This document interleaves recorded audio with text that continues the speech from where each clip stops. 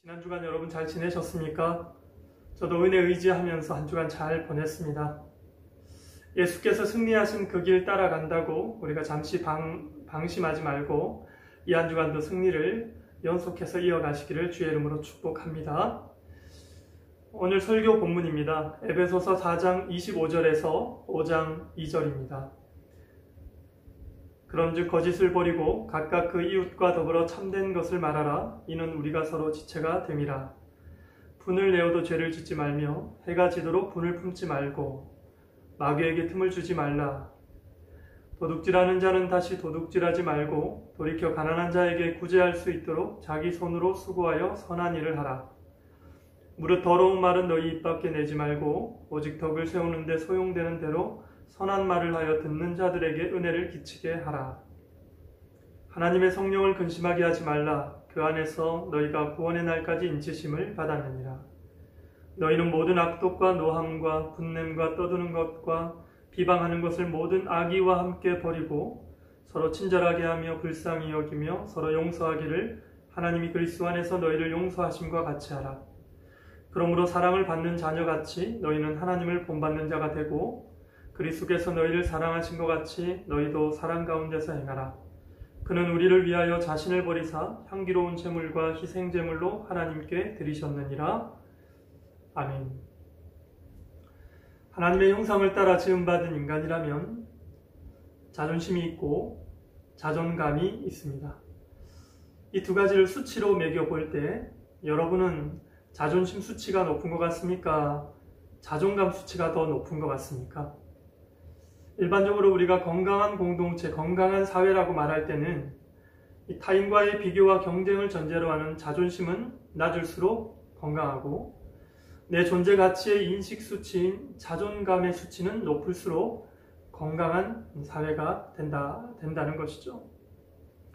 건강한 공동체. 그런데 오늘날은 상대주의와 개인주의 정서가 팽배합니다.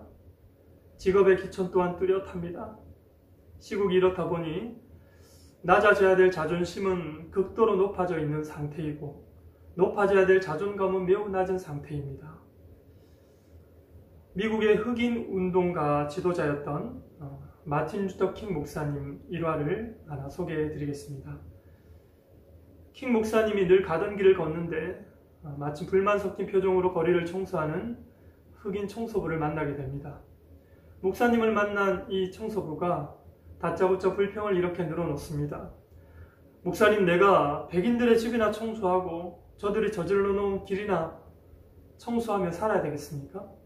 이건 너무 불공평한 거 아닙니까? 이때 킹 목사님이 이 청소부 흑인에게 이렇게 이야기합니다.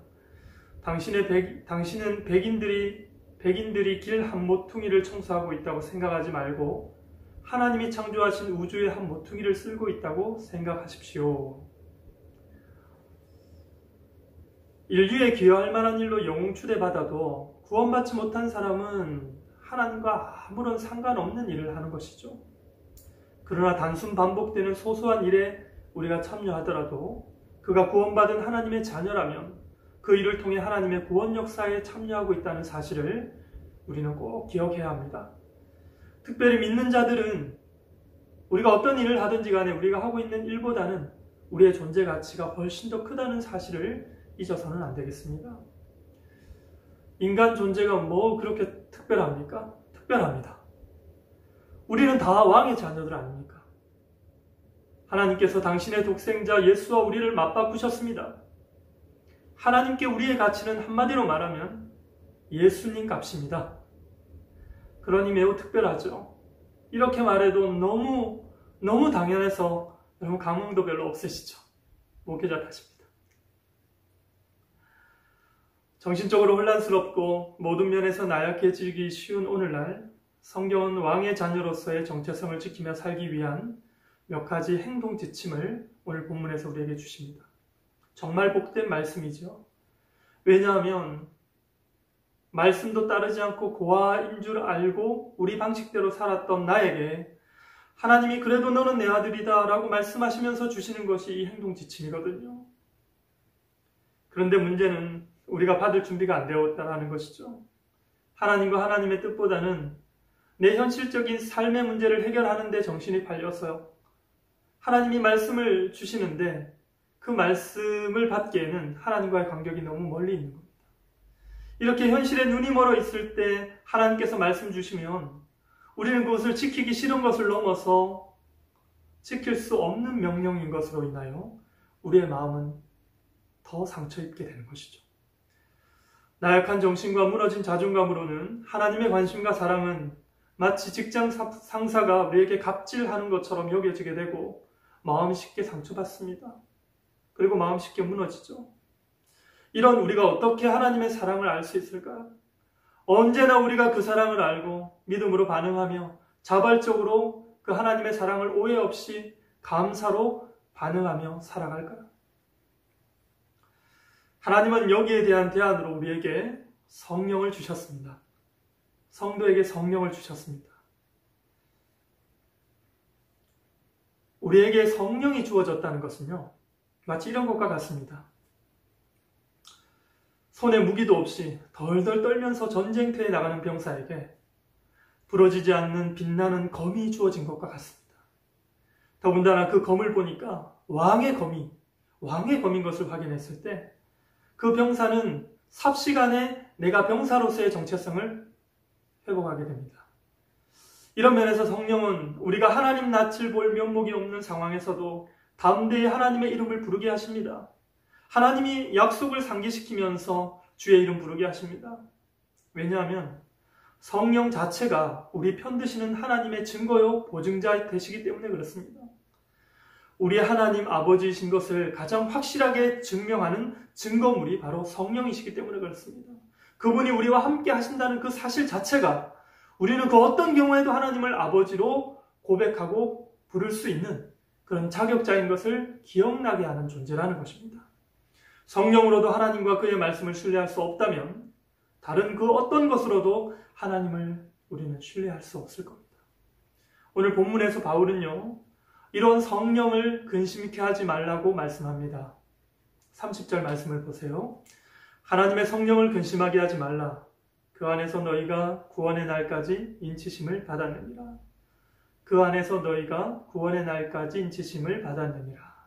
그 안에서라고 할 때 이 성령의 권위주의적인 측면을 말하는 것이 아닙니다. 오히려 예수 믿고 하나님의 자녀된 우리의 삶이 어떻게 해요? 성령 의존적인 삶을 살도록 우리에게 요청하는 것이죠. 우리 모두 은혜로 하나님의 구원의 범주 안에 들어온 이상 나의 구원의 완성은 오로지 성령으로만 가능합니다. 아멘이십니까? 그러니 어떤 경우에도 성령을 존중하고 외면하면 안 된다는 것이죠. 여러분 혹시 사막을 등단해 본 경험이 있으십니까? 아마 거의 없으실 겁니다. 성경은요, 성도의 생활을 광야 생활로 비유하곤 합니다. 사막의 특징이 뭡니까? 지도 한 장 가지고 사막을 건널 수 없습니다. 바람 불면 모래가 날려서 언덕이 길이 되고 길이 언덕이 되는 마당에 지도를 가지고 사막 이쪽 끝에서 저쪽 끝까지 갈 수는 없습니다. 그래서 성경은 글이 아니라 말씀이고 성경은 단순 말씀이라기보다는 성경은 인격입니다. 우리의 성령께서 성도의 길을 안내자이며 외로울 때 친구로 낙심될 때 좋은 격려자로서 천국을 위한 최고의 길 안내자가 되시는 분이 성령이십니다. 성령과 함께라면 우리가 잠깐 근심할 수는 있지만 포기하지 않습니다. 성령과 함께라면 길 잃어버릴 염려 없습니다. 성령과 함께라면 불안과 조급함의 노예가 되지 않습니다. 사실 우리의 신앙생활은요, 갈등의 연속입니다. 우리 삶이 계획대로 깔끔하게 풀리지 않는 것처럼 우리 신앙도 말씀하시면 한 번에 예스, 아멘 하고 깔끔하게 따라가면 좋겠지만 그렇지 못합니다. 늘 갈등과 불평, 그 가운데 깨달음, 다시 회복이 되는 이 일이 우리 삶에 계속적으로 반복됩니다. 그 어떤 과정도 순탄치가 않습니다. 이유가 뭡니까? 자녀의 마음은요, 하나님 자녀의 마음은 옛 본성과 새로운 본성이 함께 공존하고 있습니다. 성경은 이 새 본성을 새 마음이라고 표현합니다. 구약에서는 이 새 마음을 너희에게 주시겠다라고 약속하셨고 신약시대를 살아가는 우리들에게 이미 그 새 마음이 우리 안에 있습니다. 그러니 옛 마음과 새 마음이 갈등을 일으키기 때문에 약속의 자녀로 새 마음을 소유했기에 우리는 거룩한 망설임, 거룩한 갈등을 합니다. 그런데 그때 누군가 옆에서 이렇게 할까 저렇게 할까 고민하는 우리들에게 그때 어른 되신 그 누구가 우리의 삶을 깊이 공감하시는 그분께서 우리에게 오셔서 그래 힘들어도 그 길 가야지. 성경이 제시한 유일한 길이고 실제 우리의 길은 그 길밖에 없잖아. 라고 하면 갈등이 종결되는 것이죠. 그렇게 갈등을 종결짓게 하시는 성령이십니다. 중요한 거 우리는 늘 갈등하고 성령은 항상 선한 양심으로 우리의 갈등을 종결지으는 그런 분으로 역사하시는 거죠. 세상은 그 사람을 알기 위해서 먼저 직업이 뭐냐고 묻습니다. 직업과 재산 정도로 인해 그 사람의 존재 가치를 묻겠다는 심산입니다. 돈이 돈을 버는 세상이기 때문에 그 사람의 재산 정도로 그 사람이 어떤 사람이다라는 것을 판단하면 잘못 판단하는 겁니다. 오늘날은 가난이 민폐가 된 시대입니다. 이것이 어떤 의미인지 여러분 아시죠? 게을러서 가난하다고 치부하는 이 악한 사회 구조에 우리는 분별력을 가지셔야 합니다. 이런 면에서 교회는 그 사람이 하는 일보다 그 사람의 존재 자체를 귀하게 여기며 서로 대접하는 곳이 교회입니다. 이런 면에서 교회는 세상과 명백하게 구별되는 곳입니다. 행위나 업적보다 존재가 귀한 것을 인정해주고 그것이 사실임을 서로에게 알려주고 가르쳐주고 서로 존중해주는 것이 교회입니다. 우리는 다 은혜로 구원받은 사람들이기 때문에 그렇습니다. 많은 것을 가지고 많은 업적을 가져도 죄인에게는 그 죄의 문제보다 큰 업적은 없는 것입니다. 우리의 삶에 모든 좋은 것을 다 보태더라도 죄의 문제는 조금도 해결할 수 없는 것이죠. 그 죄의 문제를 해결받고 구원받은 사람들이 모인 곳이 교회이기 때문에 우리는 서로의 존재 가치를 인정해주며 그 어떤 것보다 그것을 더욱 존중하며 서로 격려하며 친절히 해나가는 곳이 교회입니다. 예배가 바로 그런 겁니다. 예배는요, 우리가 무언가를 하는 것이라기 이전에 예배를 통해 우리는 우리의 정체성을 확인합니다. 자격 없는 우리가 지금 하나님 앞에 서게 되었다는 겁니다. 그래서 예배는 의무가 아니라 특권이라는 것이 예배 자체가 우리가 하나님의 품의 자녀라는 것을 보증해 줍니다. 막힌 담이 흘리는 현장이요 다시 찾는 자유로 오로지 감사와 찬송으로 보답하는 예식이 바로 예배입니다. 그러므로 예배는요 구약의 제사법처럼 의미보다 형식에 비중을 두는 그런 어떤 법도도 아니요 형식적인 반복만도 아닙니다. 도리어 예배는 형식보다 의미의 비중을 두는 신비적인 예식이요 형식의 반복이 아닌 날마다 새롭게 드려지는 예식입니다. 이런 면에서 우리에게 성령은요 성경이 나의 구원을 위한 하나님의 말씀인 것을 확증하는 결정적인 증거이자 인감도장과도 같은 것이고 분이십니다. 그래서 성경이 뭐라고 기록하고 있습니까? 너희가 하나님의 아들이다. 그러니까 성령께서 뭐라고 말씀하십니까? 성경은 곧 하나님의 말씀이므로 믿어야 할지니라. 그런데 우리가 현실을 살다 보면요 받은 구원은 과거지사 박물관 취급되는 경우가 많습니다. 구원은 옛날에 받은 거고 현실은 어떻게 할 건데 하는 태도로 산다는 말이죠. 이것은 마치 전형적인 고아와 같은 태도요 생각입니다. 이럴 때 성령이 기억나게 하시죠. 너희는 고아가 아니다. 하나님이 너희 아버지시다. 말씀하시면서 하늘 아버지의 권면을 오해 없이 받도록 우리를 그렇게 이끌어 가시는 거죠. 그래서 저는 오늘 본문의 몇 가지 행동 지침을 한마디로 이렇게 해석합니다. 하나님이 너희 아버지 되심을 머리가 아닌 몸으로도 기억하시도록 하시는 하나님 아버지의 섬세한 배려. 하나님 아버지의 섬세한 배려, 우리 행동 지침으로 주신 이 몇 가지를 살펴보겠습니다.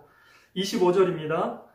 그런즉 거짓을 버리고 각각 그 이웃과 더불어 참된 것을 말하라.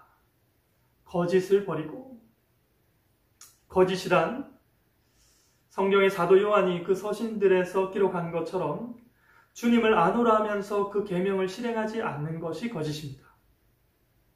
다시 말하면 예수님이 하나님의 아들이심을 믿는다고 하면서 현실에서 그분의 말씀을 존중하지 않거나 그분의 삶을 따라 살지 않는 것, 그것이 거짓입니다. 반대로 말하면 예수가 하나님의 아들이신 것을 나의 직업 생활 속에서 적용하며 살도록 오롯이 성령께서 그런 삶으로 우리의 삶을 이끄신다는 것이죠. 요즘 같은 시대에 이렇게 산다는 것은 참 어렵습니다. 몰라서 못 사는 것보다는 사실은 알지만 그렇게 살지 못하는 것이 우리의 삶을 더 힘들게 하고 무겁게 합니다. 힘겹고 어려운 삶을 굳이 성령께서 부추기시고 이렇게까지 우리를 끌고 가시는 이유 무엇일까요? 성령이 우리에게 오신 이유가 그것입니다. 왕의 자녀이기에 왕의 자녀답게 살도록 하시는 겁니다. 내 자녀가 한 번뿐인 인생 찌질하게 살아가기를 원하는 부모 있습니까? 없습니다. 그리고 왕의 자녀답게 사는 것이 지금은 많은 불편을 우리에게 주는 것 같지만 결국 그렇게 참고 견디면 더 잘 살게 되는 결과를 얻게 되는 것이죠. 성령은 거기까지 보고 우리의 삶을 그렇게 이끌어 가십니다. 스가랴 8장 15절에서 17절 말씀입니다. 이제 내가 다시 예루살렘과 유다 족속에게 은혜를 베풀기를 뜻하였나니 너희는 두려워하지 말지니라. 지금 이스라엘 나라가 나라도 빼앗기고 자유도 빼앗겼습니다. 그런데 원래 그거 너희들 거였기 때문에 내가 다시 그거 회복시켜 줄 거야 라는 하나님의 약속의 메시지가 15절입니다. 다시 읽겠습니다. 이제 내가 다시 예루살렘과 유다 족속에게 은혜 베풀기를 뜻하였나니 너희는 두려워하지 말지니라. 그러니 지금 너희가 행하는 일은 이러하니라. 너희는 지금 이웃과 더불어 진리를 말하며 너희 성문에서 진실하고 화평한 재판을 베풀고 마음에 서로 해하기를 도모하지 말며 거짓 맹세에 좋아하지 말라. 이 모든 일은 내가 미워하는 것이니라. 여호와의 말이니라. 아멘. 하나님께서 포로된 이스라엘 백성들에게 잃어버린 자유와 토지와 건물을 회복시키시도록 뜻을 정하셨습니다. 그런데 너희가 할 일이 있다 그럽니다. 거짓 행하지 말고 참된 것을 말하라는 거죠. 공의를 행하라는 것이죠. 가난은 민폐라고도 하는 이 사회사조에 절대 물들어서는 안 된다는 겁니다. 그럴 때 너희가 다시 얻게 될 토지와 건물을 다시는 빼앗기는 일이 없을 것이다 라고 말씀하는 것이죠. 자유와 재산을 다시 얻기 위해 참되라는 것이 아니라 그건 우리 것이기 때문에 하나님이 주셔서 우리는 우리의 것이 될 것인데 중요한 건 우리 것을 우리 것으로 지키고 누리도록 하는 일에 하나님께서 우리에게 행동지침을 주시는 겁니다. 가난한데 가진 자처럼 나누며 살아가는 거 어렵습니다. 저도 그렇게 살아봤는데 참 어렵습니다.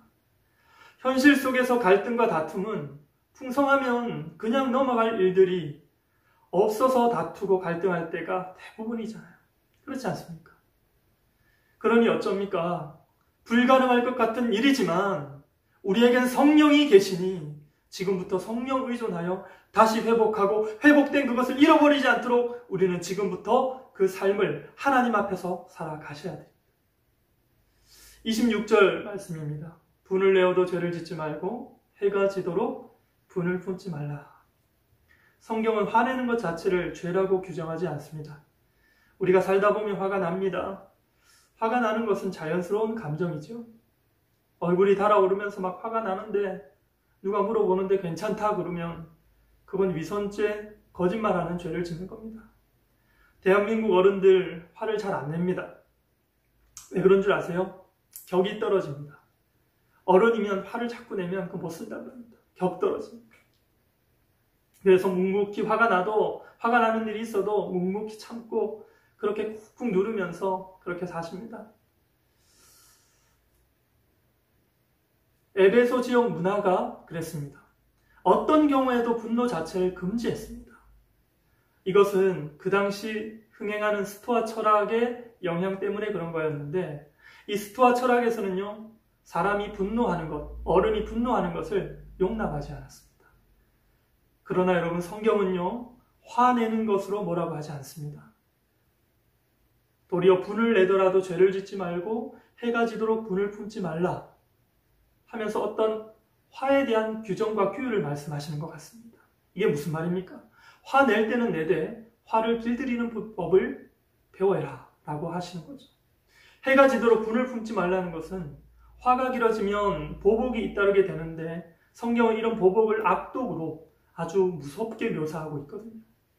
사람의 분노가 조절되지 못해서 악독에 감염이 되면 선악간의 분별을 잃어버리게 되는 것이죠. 그러면 말싸움이 몸싸움이 되는 것입니다. 살인으로 이어지게 되죠. 결국 서로를 망하게 되는 결과를 초래한다는 것입니다. 개인이 분노 조절이 안 될 때는 다툼으로 끝날 수 있지만 나라와 나라 사이에 분노 조절이 안 되면 전쟁이 일어나는 것이죠. 그래서 화를 내되 화를 길들이는 법을 배워야 할 것이니라 합니다. 화로 인해 마귀에게 틈을 주어서 서로 보복하여 서로 망하게 되나니 이것은 피해야 될 것이다 라고 하시는 거죠. 28절 말씀입니다. 도둑질하지 말라 그럽니다. 단순히 남의 것을 훔쳐서는 안 된다 이런 의미가 아닙니다. 가난한 자 구제를 위한 자기 손의 수고를 아끼지 말아라 이런 표현입니다. 도적이라는 것은 첫째, 자기가 자신을 부양할 책임을 지지 않는 것이 도적입니다. 둘째, 가난한 자를 구제할 상부상조의 책임을 지지 않고 사회를 해하는 자가 도적입니다. 저는 어릴 때부터 예수 믿는 사람은 안 믿는 사람들보다 한 발 더 부지런해야 된다라고 배웠습니다. 왜 그런가 하니까 내 몸과 가정을 위한 수고와 책임만 해도 무거운데 가난한 이웃을 도와야 할 책임이 있다는 것입니다. 성령이 우리를 그런 방향으로 이끌어 가시는 것이죠. 그래서 삶이 내 뜻대로 잘 안 풀려도 쉽게 포기하지 말아야 될 뿐만 아니라 도리어 가난한 자들을 생각하면서 더 성실히 우리의 삶의 책임에 임해야 된다는 것이죠. 오늘날 자라나는 자녀들을 보면 가장 큰 위험 가운데 하나는 인내심의 부족이 아닐까 싶습니다. 아마 부모님들 대부분 공감하실 겁니다. 그래도 건강한 마인드를 가지고 성숙하게 자라나도록 하기 위해서 이것저것 요구합니다. 그러다 보면 그만하래요. 못 참겠대요. 안 그러면 집 나간다 그럽니다. 그럴 때 여러분 어떻게 합니까? 그래도 끝까지 권면하며 인내하도록 도와줘야죠. 성령 하나님 아버지께서 우리 애를 그렇게 인도하시는 것처럼 우리 또한 우리 자녀들에게 그렇게 인도하셔야죠. 가정 있는 성도라면 나와 나의 가정뿐만 아니라 가난한 자에 대해서 책임질 줄 아는 자녀로 가르치고 본을 보이셔야죠. 왜 그렇습니까? 우리는 하늘의 시민권자로서 이 땅에서부터 성도로 살아야 될 책임을 부여받은 자들이기 때문에 그렇습니다. 32절 말씀입니다. 서로 친절하게 하며 서로 용서하기를 하나님이 그리스도 안에서 너희를 용서하심과 같이 하라. 서로 용서하는 기준이 하나님이 우리를 용서하신 것처럼 서로 용서하라고 합니다. 불가능합니다. 성경은 우리에게 불가능한 일을 요구하실까요? 나로서는 안 되지만 성령으로 가능하다는 겁니다. 왕의 자녀는 자기 경험과 고집으로 사는 인생 아니라 어쨌든 성령의 인도를 따르며 살아야 되는 사람들입니다. 무엇보다 하나님의 용서는 우리에게 매일 필요하죠. 그래도 그때 그 사건, 그때 그 사람만 생각하면 밤에 잠이 안 오죠. 저도 그렇습니다. 우리 그 사건, 그 사람, 그거 생각하면 정말 잠이 안 옵니다. 우리는 왕의 자녀는요, 이 문제, 우리 왕의 자녀들은 이 문제 어떻게 해결합니까? 여러분, 나 때문에 가장 억울하고 고통당하신 분이 예수 그분이심을 믿으십니까? 세상에는 예수가 없잖아요. 저들은 보복을 합니다. 세상에는 예수가 없잖아요. 그래서 저들은 그냥 꼭 누릅니다. 꼭 누릅니다. 그러나 우리에게 누가 있습니까? 예수가 있습니다. 예수가 있다는 게 이 상황에서 뭘 의미하는 것입니까? 나 같은 죄인 예수님께서 나를 대신해서 십자가에 죽어주셨단 말입니다. 가장 용서하기 힘든 내 인생을 하나님 되신 그분께서 친히 용서하셨으니 나 역시 그만 생각하면 밤잠 설치는 그들을 용서할 수 있는 것입니다. 예수께서 이런 나를 용납하셨다면 내가 용납하지 못할 사건, 사람은 없는 것입니다. 그가 나를 받으셨다면 우리가 받아들이지 못할 상황은 없는 것입니다. 무엇보다 누가 먼저 했든지 간에 용서하지 않으면 용서하지 못한 자가 가장 큰 손해를 입습니다. 이것이 하나님 나라 법칙이고 원리입니다. 억울해도 그때뿐이죠. 먼저 손 내밀어 용서를 구하는 자, 먼저 용기 내서 용서를 구하는 자가 큰 자고 모든 좋은 것을 먼저 얻을 자인 줄 믿습니다. 성령이 우리를 그래서 어쨌든 물심양면 그 방향으로, 그 삶으로 우리의 삶을 이끌어 가십니다. 성령의 영속에 귀 기울이시기 바랍니다.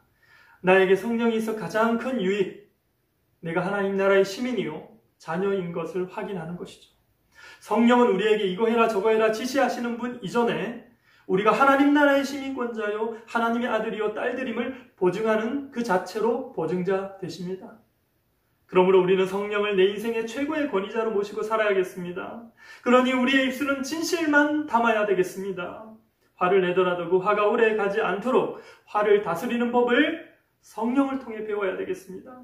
그리고 우리는 도적이 아닙니다. 내 인생 부양을 위한 수고보다 좀 더 부지런하여 이웃을 챙겨야 하는 책임이 왕의 자녀에게 있음을 잊지 마셔야 합니다. 무엇보다 진짜 참된 나로 살아가는 일에 욕심내며 사십시다. 성령을 의존하십시다. 우리 기독교는 운명론자들은 아니지만 궁극적인 승리를 이미 예수로 말미암아 소유한 자들인 줄 믿습니다. 이미 얻은 승리의 길, 왕의 자녀답게 진짜 나답게 복된 삶을 귀중히 여기시며 사시길 바랍니다. 빼앗기지 않는 삶이 되기를 바랍니다. 남은 그것이 귀한 줄 몰라서 욕심내지 못하며 살아가는 저들이지만 우리는 알기에 이 형통한 삶을 누리는 일에 욕심내며 살아야 될 것입니다. 여러분 그거 아십니까? 세상의 95%의 사람들이 표현하지 않지만 자신이 아닌 다른 사람으로 살아가고 싶어 한답니다. 제 이야기가 아니라 심리학자인 아츠발트 하트라는 사람이 이 마음의 습관이라는 책에서 그렇게 기록하고 있습니다. 세상의 95%의 사람들이 내색은 하지 않지만 부끄러운 자신이 아닌 다른 사람으로 살아가고 싶어 한다고 합니다. 옆 사람과 자신을 비교해서 보다 영웅이 되고 싶은 심리는 어린아이들에게만 있는 심리는 아닙니다. 여기에 대해 독일의 철학자 쇼펜하우어라는 사람이 이렇게 말합니다. 인간은 다른 사람처럼 되고자 하기 때문에 자신이 가지고 있는 잠재력 4분의 3을 잃어버린다. 남을 흉내내는 일이 순간 위기를 모면하게 할지는 몰라도 그것 때문에 더 큰 것을 잃어버리지 말아야 되겠습니다. 우리는 순간의 위기를 모면하기 위해 보다 중요한 걸 알면서 놓치지 않도록 성령께서 우리의 삶을 도우십니다. 그러니 여러분 성령의 음성에 귀 기울이셔야 됩니다. 그분의 음성을 무시해서는 안 됩니다. 하늘 시민권을 가진 성도 여러분, 불완전한 세상에서 참된 자신으로 살기 위해 세상에 내놓은 한 가지 대안, 그것은 자신감입니다. 용기 잃지 않는다면 참된 자신으로 성공하는 삶을 살 수 있다고 세상은 말합니다. 그러나 자신감으로는 부족합니다. 성경은 자신감이 아니라 자존감이라고 이야기합니다. 자존감 안에는 참된 용기도 덤으로 들어 있습니다. 그러니 하늘의 시민권자여 왕의 자녀된 내 신분을 잃지 마시기 바랍니다. 직업의 종류나 일의 양보다 그것이 창조주에게 어떤 의미인지, 우리의 수고와 땀 흘림이 하나님과 어떤 연결성이 있는지를 생각하시면서 수고를 계속하시기 바랍니다.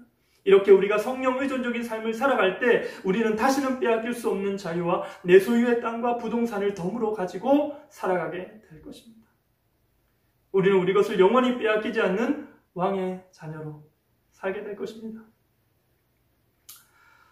여러분의 인생의 가장 복된 일은 이미 여러분의 것이 되었고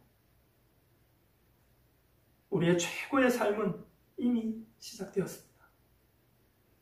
네, 성령님, 내 삶의 언어로 모시고 한 주간 넉넉히 이기는 삶을 살아내시기를 주의 이름으로 간절히 축복합니다.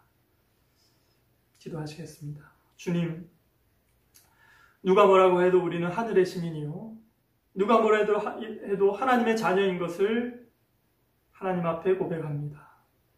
현실이 녹록하지 못하고 건조한 삶의 일상이라도 내 존재는 변함없는 왕의 자녀요, 하늘 시민인 것을 고백합니다.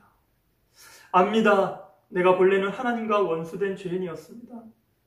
예수께서 나와 하나님을 위해 행하신 일 때문에 내가 그의 은혜로 왕의 자녀 된 것을 압니다. 그나마 남은 구원도 성령을 통해 이루시는 하나님의 뜻을 압니다. 다시 한번 무너진 마음을 쓸어올리고 진리를 온몸으로 기억하기 위해 말씀을 실천하려고 합니다. 거짓 행하지 않겠습니다. 해가 지도록 분을 품지 않겠습니다. 도둑질은 물론 가난한 자를 위한 나의 손의 수고를 아끼지 않겠습니다. 사람 차별 없이 친절하고 하나님을 따라 용서하며 살아가겠습니다. 무엇보다 자기 자신감이 아니라 내가 하늘의 시민인 것을 인식할 때 참된 나로 살아가게 하시는 성령의 음성, 내 삶의 최고의 권위자로 두고 살겠습니다. 지금은 십자가와 부활의 실행자이신 예수 그리스도의 은혜와 아들을 주신 하나님의 영원한 사랑과 성령 하나님의 위로교통 인도 충만하시니 깊은 삶 성경교회 말씀 영상으로 하나님을 대면하고 세상 자신감 아닌 모든 선택적 상황에 성령을 최고 어른으로 모시고 오늘과 내일을 변함없이 살기로 다짐하는 당신의 모든 자녀들 머리 위에 지금부터 영원까지 함께 있을지어다. 아멘.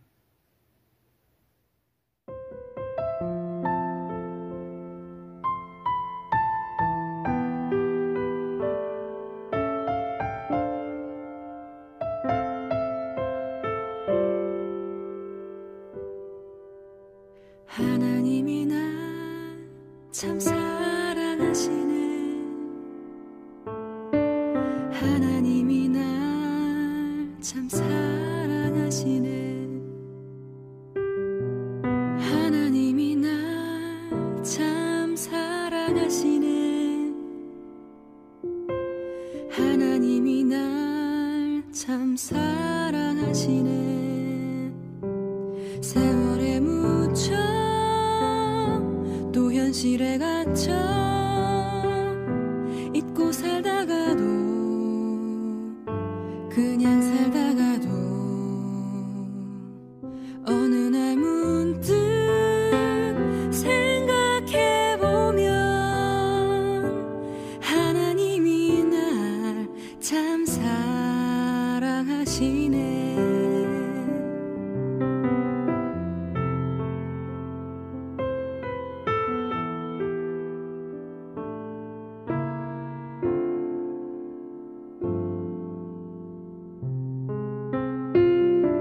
세월에 묻혀 또 현실에 갇혀 잊고 살다가도 그냥 살다가도 어느 날 문득 생각해보면 하나님이 날 참 사랑하시네. 하나님이 날 참 사랑하시네. 하나님이 날 참 사랑하시네. 하나님이 날 참 사랑하시네. 하나님이 날 참 사랑하시네. 하나님이 날 참 사랑하시네. 하나님이 날 참 사랑하시네. 하나님이 날 참 사랑하시네. 하나님이 날 참 사랑하시네.